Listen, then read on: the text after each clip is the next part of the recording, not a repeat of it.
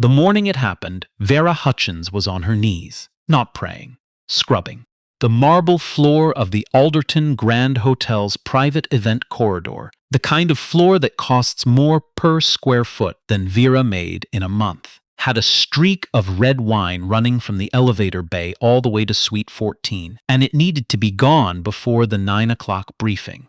She'd been there since 6. Her knees ached. Her cart smelled like pine cleaner and old rags. Her name tag, which she'd had for 11 years, was slightly crooked because the pin had bent and she'd never replaced it. She was 43 years old. She had a degree in accounting from the University of Memphis. She had read more books on corporate law than most paralegals she knew. And at that moment, the only thing separating her from the polished executives beginning to filter through the lobby was the blue uniform she wore and the fact that they walked past her, the way people walk past furniture. One of them nearly stepped on her hand. He didn't look down.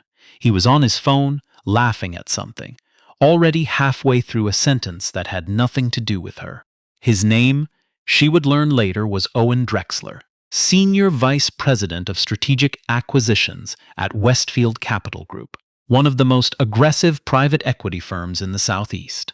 He was 51, had a firm handshake and a firmer opinion of himself, and he was in town for the Alderton's annual corporate invitational, 3 days of deal-making wrapped in the social theater of charity poker. The charity part was, by everyone's agreement, mostly decorative. Vera watched him disappear through the double doors of the Alderton's chandelier room, still laughing. She wrung out her cloth. She went back to scrubbing. She was almost done when she heard the heels. Sharp, deliberate, the kind of walk that announces itself. The woman who appeared at the end of the corridor was in her mid-40s, blonde in a way that required maintenance, wearing a cream blazer over a silk blouse the color of pale champagne. She stopped when she saw Vera. You. The word landed like a dropped coin. Is this floor going to be dry by 9? Vera looked up. Yes, ma'am. I'm almost. Because we have guests walking through in 40 minutes and I cannot have anyone slipping. Do you understand what that liability means for this hotel? I understand. Do you? The woman, whose name was Candace Whitmore, event director, 10 years at the Alderton, and she would remind you of both facts within 3 minutes of any introduction, tilted her head slightly. Because I've put in 3 requests to have this corridor buffed and sealed before the invitational, and it still hasn't been done. Who is your supervisor? Bernard Tillis. I'll be speaking to Bernard. She looked at the floor, then at Vera, with the particular expression of someone who has decided that a problem and its source are interchangeable. Get this done quickly, and make sure your cart is out of the main hall before 8:30. The photographers will be here. She turned and walked away. Vera looked at the remaining streak of wine on the marble. She looked at her reflection in the polished section she had already cleaned, distorted, fragmented, split by the grout lines into something barely recognizable. She picked up her cloth. She had been at this hotel for 6 years.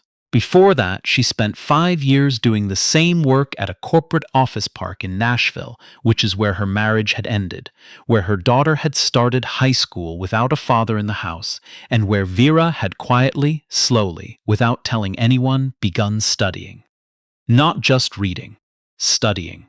Tax law, contract structures, private equity frameworks. The kind of material that puts most people to sleep on page 3 had always made sense to her in a way that nothing else quite did. Numbers told the truth. Structures revealed intent.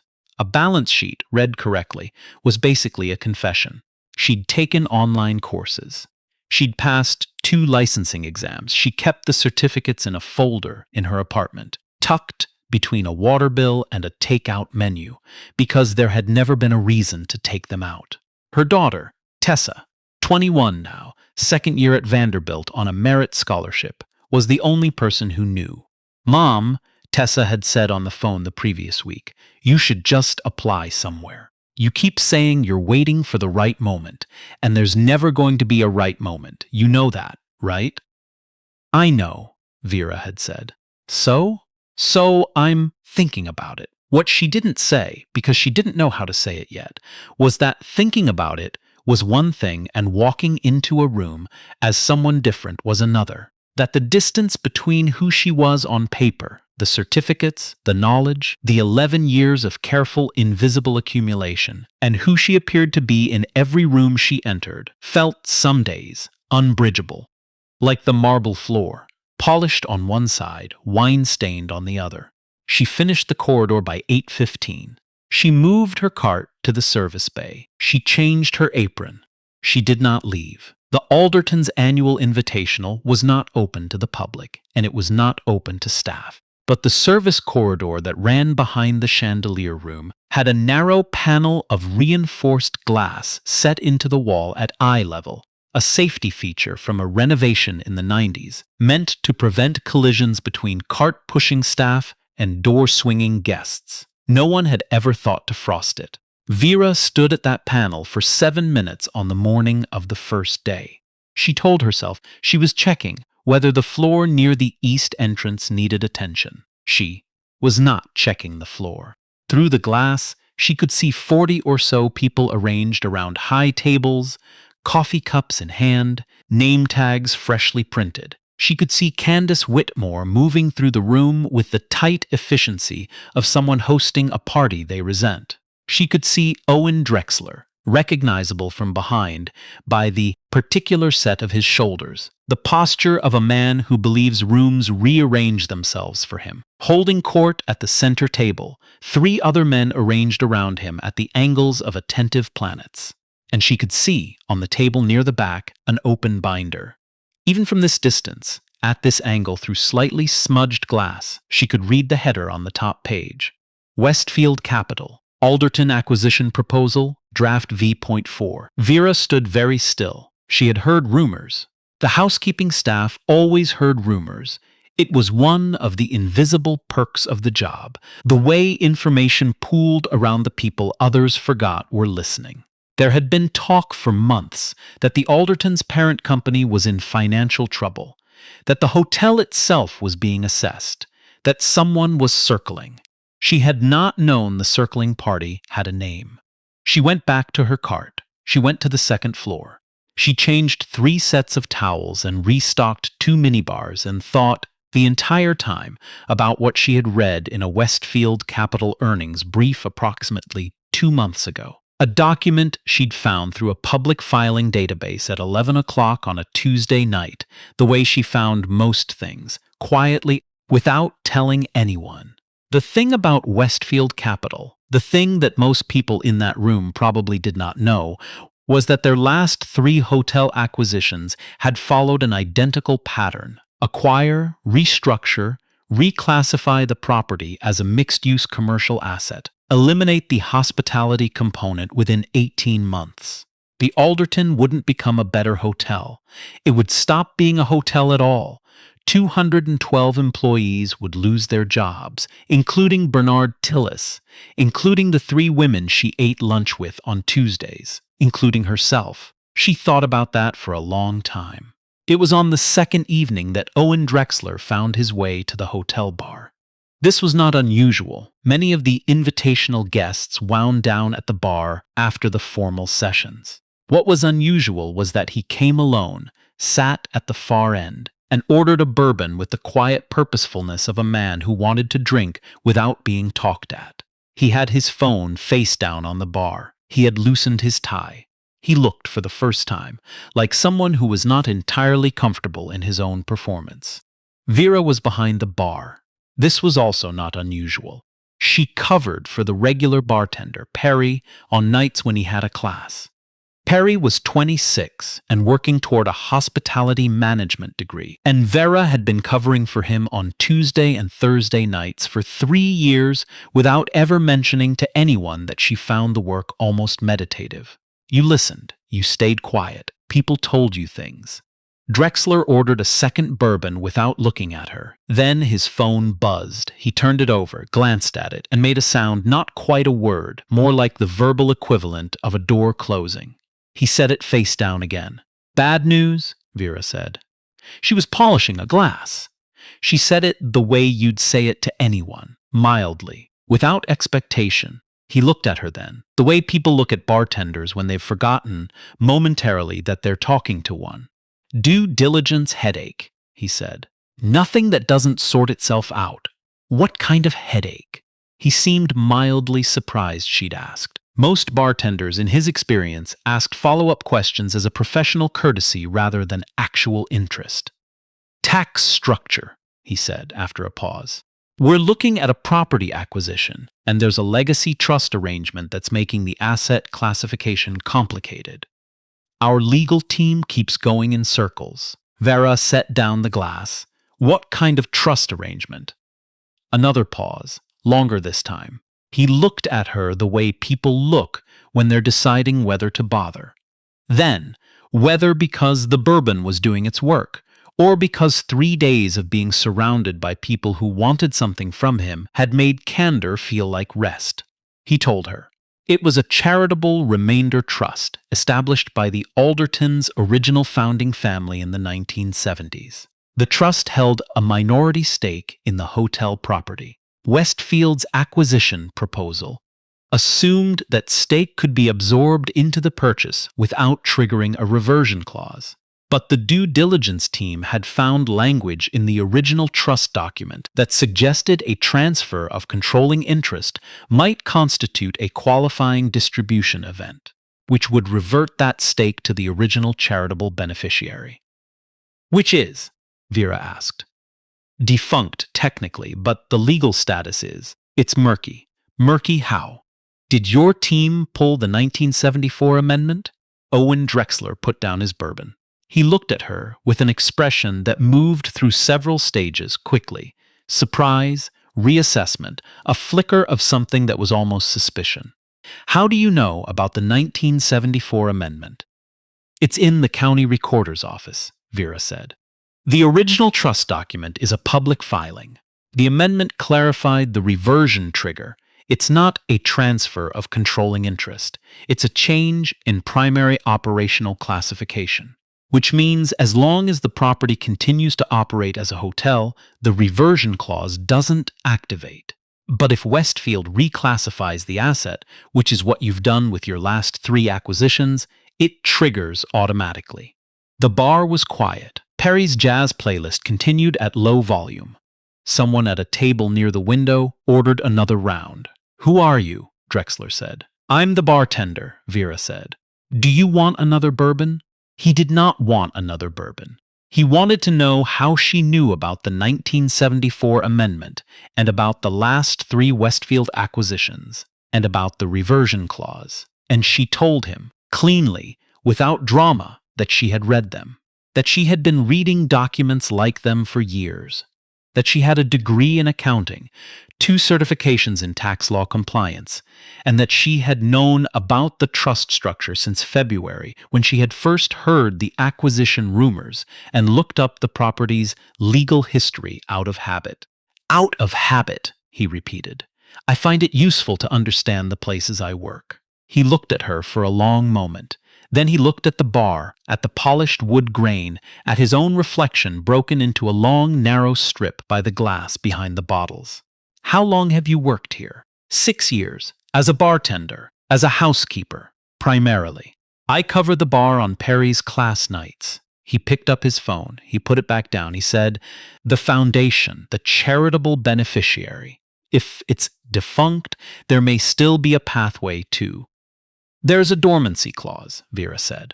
If the foundation has been inactive for more than 25 consecutive years, the reversion right transfers to the State Attorney General's Charitable Trust Division, which means you wouldn't be dealing with a defunct nonprofit. You'd be dealing with the state of Tennessee. Drexler was quiet for a long time. He started. He stopped. That changes the exposure significantly. Yes, Vera said. It does. My legal team has been working on this for 6 weeks. I know. I heard them talking in the corridor on Tuesday morning. She paused. I was scrubbing the floor. He looked at her again.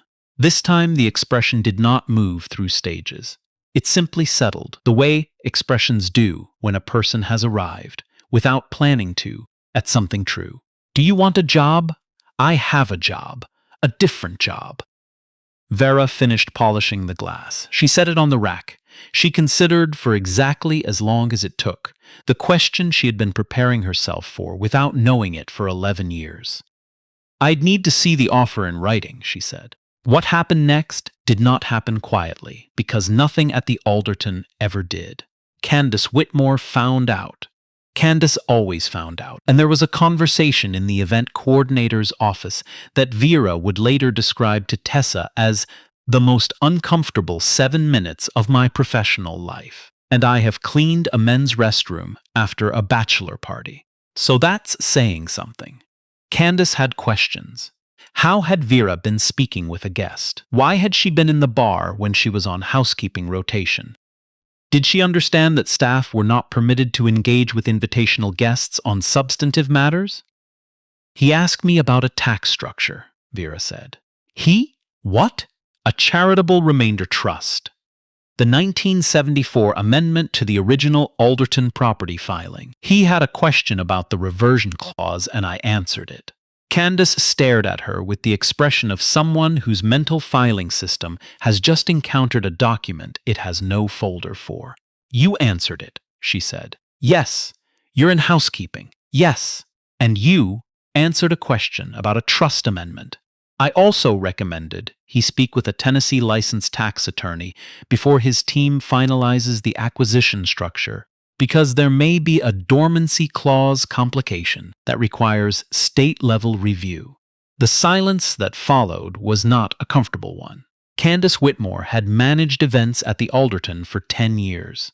She had directed charity galas and corporate conferences and one extremely fraught political fundraiser that she still occasionally had nightmares about. She was not by any reasonable measure easily destabilized. She looked destabilized. "I need," she said slowly, "to make a phone call." The formal offer came 4 days after the invitational ended. It was not from Drexler directly. It was routed through Westfield Capital's HR division, which meant someone had made a decision at a level above his, and that decision had required a phone interview, and then a second phone interview, and then a document review session conducted over video call, in which Vera sat in her apartment with her certificates spread on the kitchen table and answered questions from a woman named Patricia something. Vera never caught the last name, who kept pausing to type, and who at one point said with genuine puzzlement, "Your background is, this is an unusual path." "Yes," Vera said. "Most people with this kind of expertise would have applied somewhere sooner," Vera said. "I know." There was a pause. "Why didn't you?" Vera looked at her certificates, at the water bill next to them and the takeout menu, at the window where the afternoon light was coming through at the angle it always came through in October, slightly golden, slightly tired, like a day that has done its work and is ready to be done. "I was waiting to be asked," she said. It was not entirely true, but it was the version of the truth she had earned the right to offer. The last person to find out was Bernard Tillis. Bernard had been head of housekeeping at the Alderton for 14 years. He was 61, built like a man who had spent decades lifting and pushing and carrying things, and he had a way of speaking to his staff that was somewhere between a foreman and a grandfather, strict and warm in the same breath. He had hired Vera. He had, over 6 years, given her the best shifts, trusted her with the most difficult assignments, and never once asked why a woman with her evident intelligence was doing what she was doing, which was either remarkable sensitivity or remarkable incuriosity, and she had never been sure which. He found her on her last day, in the service bay, turning in her cart. "Heard you're leaving us," he said. "Yes." He looked at the cart. At the cleaning supplies, still arranged in their specific order, she had always organized them the same way, left to right, most used to least. Going to some finance thing? Compliance analyst position. At Westfield, initially. Then I'm not sure. He nodded slowly. He put his hands in his pockets. "I always wondered," he said, "how you knew about the Hendricks property claim. 3 years ago, when the guests in 402 were arguing about that inheritance dispute, and you came to me and said they should call a specific kind of attorney." "Probate specialist," Vera said. "Right. I always wondered how you knew that. I read a lot. He looked at her with something that was not quite surprise, more like the confirmation of a long-held, never-spoken suspicion. Well, he said. He extended his hand. They don't know what they're getting. They're starting to figure it out. He laughed at that. A short, genuine laugh, the kind that doesn't need an audience. He shook her hand. He went back inside. Vera stood in the service bay for a moment. The October air came through the loading dock door, cool and direct. Somewhere inside, a cart was rolling across the newly buffed corridor floor. She could hear the wheels, the specific sound of clean rubber on sealed marble, a sound she had heard 1,000 times, and would not, she realized, particularly miss. She had already called Tessa. "Mom," Tessa had said, and then stopped, because there are moments that don't require the sentence to be finished. "I know," Vera had said. "I told you there'd be a right moment. You told me to stop waiting for one." "Same thing," Tessa said. "It wasn't really," but Vera let it stand. Because some distinctions matter only to the person who lived them, and not every truth needs to be corrected when it arrives wrapped in joy. I want to ask you something before you go. Not about Vera. You know how that ends, or at least how it begins to end, which is the more honest thing to say about any life that's still in motion. I want to ask about the corridor. Not the marble corridor at the Alderton, though that's the one we've been standing in for this whole story. I mean, the one you've been walking through. The one where you've been doing work that doesn't match what you know. Where you've been on your knees, in the metaphorical sense or the literal one, while people who knew less than you stepped past without looking down. Because here is what I noticed about Vera. In all the years this story covers, she never stopped learning. She never let the uniform convince her she was only what the uniform said. She read the documents. She filed the knowledge. She waited. Too long, maybe, but she never let go of what she had accumulated in the quiet. And when the moment came, she did not have to become someone different. She just had to let the room see who she already was. So I'll ask you the same thing she was asked, and I want you to sit with it honestly. The way you sit with things when no one is watching, boss, there's something you know. Something you've been studying, carrying, accumulating in the dark that the room you're standing in has never asked you to show. Because the room might not ask. That's the thing about rooms. They don't ask. They wait for you to speak. And sometimes the only difference between the person on their knees and the person at the table is that one of them decided the moment had finally arrived.